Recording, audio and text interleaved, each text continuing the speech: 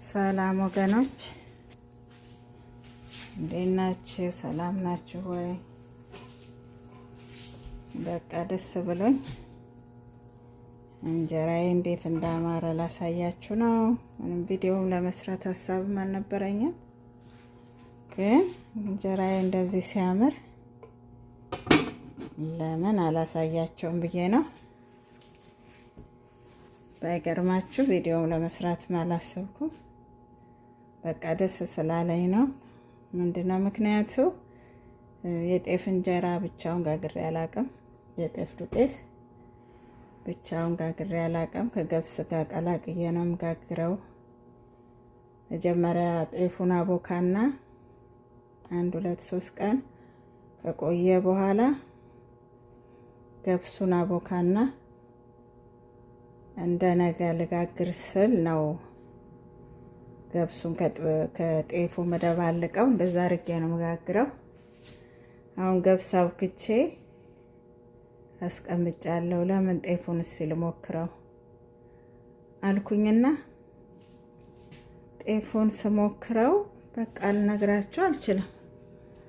በጣም ቆንጆ እንጀራ ነው የወጣው። በጣም የሚያምር እንጀራ። ከዛ ለምን አላሳያቸውም ብዬ ነው። አያችሁ፣ ያኛውም የገብሱ ቆንጆ ነው፣ ግን እኔ ምንድነው ያስደነቀኝ ጤፉ ለካ እንደዚህ ብቻውን ይወጣል። ጥቁሩን ነበር ደግሞ ነው የምጋግረው።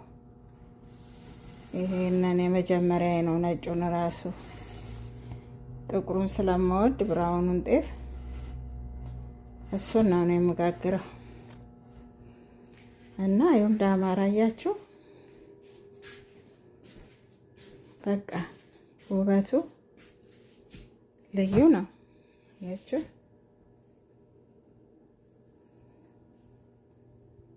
በጣም ያምር እንጀራ ነው የወጣው።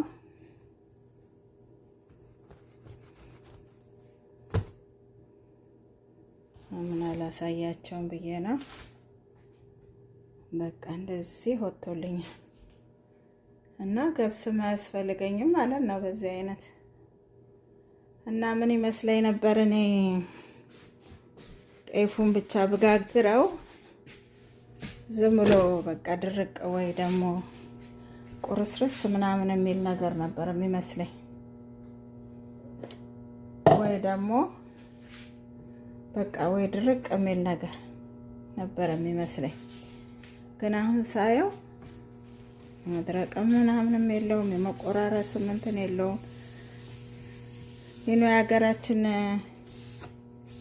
እንጀራ ከኢትዮጵያ ሲመጣ እንዴት ነው በቃ ፍትፍት ነው የሚሆነው አይደለም? እንደዛ ይሆናል ብዬ ነበረ። ግን የዚህ ሀገሩ ደግሞ እንዳለ ከኢትዮጵያ ነው የሚያመጡት። የኦርቶዶክስ ቄስ አሉ የኢትዮጵያን ሸቀጣ ሸቀጥ የሚሸጡ። ከዛ ነው ጤፉን የምንገዛውና ያው ከኢትዮጵያ ነው የሚያስመጡት። የታመነ ነው። እና ግን እኔ ምናልባት ውሃው ይሆን አላውቅም። እንግዲህ ታውቃላችሁ ከኢትዮጵያ የሚመጣው እኔ ፍትፍት ነው የሚሆንብኝ። ቁርስረስረስረስ ፍሮዝንም ገብቶ እንትን ስለሚሆን እንደሆነ አላውቅም። እንደዛ ነው። እና ለዛ ነበር እኔ የማልጋግረው። ጤፉን ብቻ ከገብስ ጋር ነው የምጋግረው።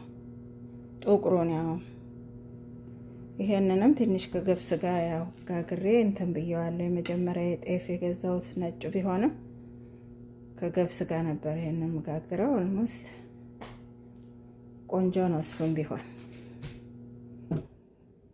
እና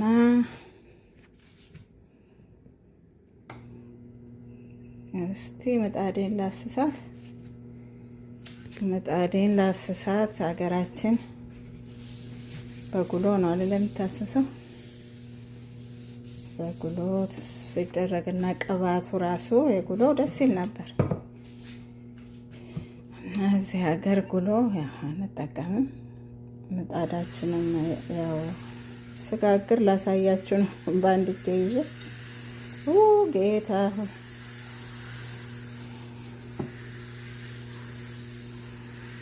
እንግዲህ በአንድ እጅ ይዘው የስ እንደ ጀማሪ እንኳ አይደለም በጀማሪ ጋጋሪ። ምክንያቱም አይኔ ሙዚቃ እያየው ስለሆነ እንደዛ ሆነ። እቺ መሀከሏን አውቄ ነው የተውኳት። ምክንያቱም እዚህ መሀከሉ ላይ ስብስብ እንዲልብኝ እንጀራው ስለማልፈልግ ነው።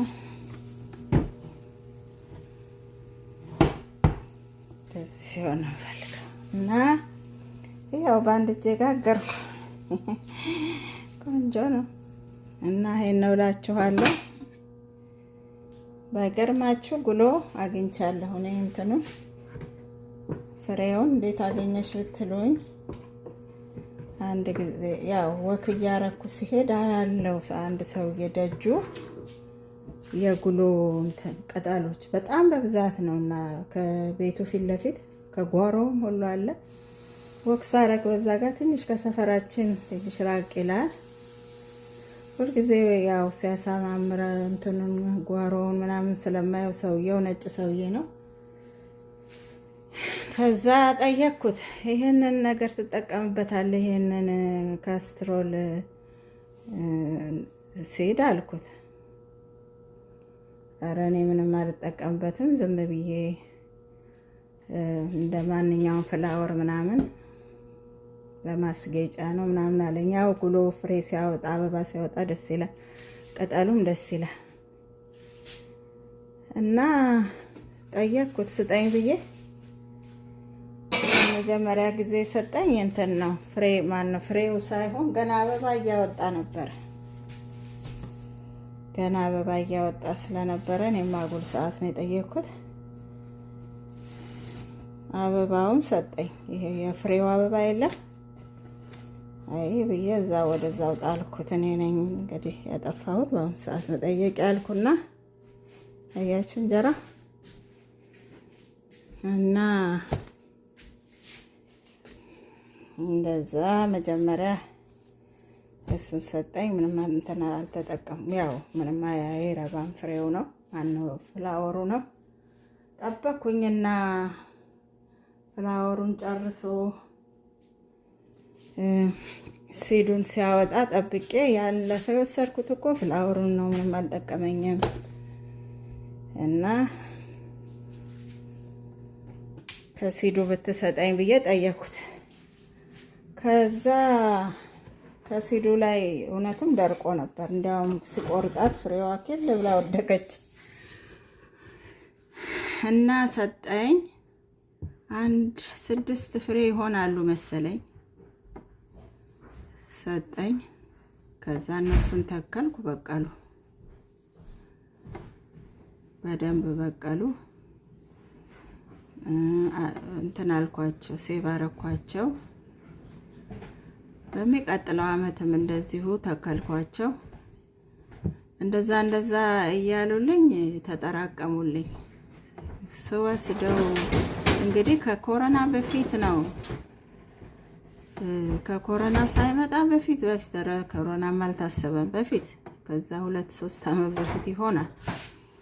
ኮሮና ከመምጣቱ ግፋ ቢል 2 አመት በፊት ይሆናል የወሰድኩት።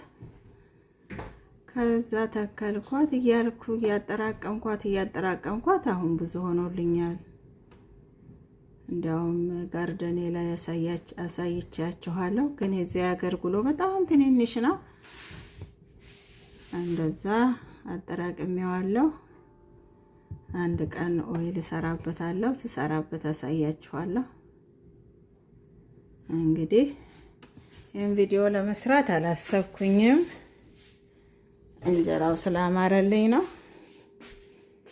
እንጀራው በጣም አማረ፣ ለዛ ብዬ ነው። እያችሁ እንደዚህ ጋግሬያለሁ። በቃ ተባረኩልኝ። ከወደዳችሁት ላይክ አድርጉ፣ ሰብስክራይብ አድርጉኝ። ጌታ ይባርካችሁ። ቀናችሁ የተባረከ ይሁን። ውሏችሁ፣ ምሽታችሁ ሁሉ ይባረክ። ያው ሰራሁ ማለት ነው ቪዲዮ እንግዲህ። ባይ ባይ። ተባረኩልኝ። ጌታ ኢየሱስ ከእናንተ ጋር ይሁን። እግዚአብሔር ይጠብቃችሁ፣ ሰላሙን የሚያብራላችሁ። ሰላም ሁኑ። ምድራችንን ሰላም ያርግልን። የምንኖርበትን ምድሮች ሰላም ያርግልን። እንጸልይ። ጌታ ሊመጣ በደጅ ነው። ተዘጋጁ። የመለከቱ አዋጅ ሊነፋ ጥቂት ነው የቀረው። ተዘጋጁ፣ እንዘጋጅ። ወደ ደስታችን ልንገባ ጥቂት ነው የቀረን። ሰላም ሁኑልኝ። ጌታ ይባርካችሁ። ባባይ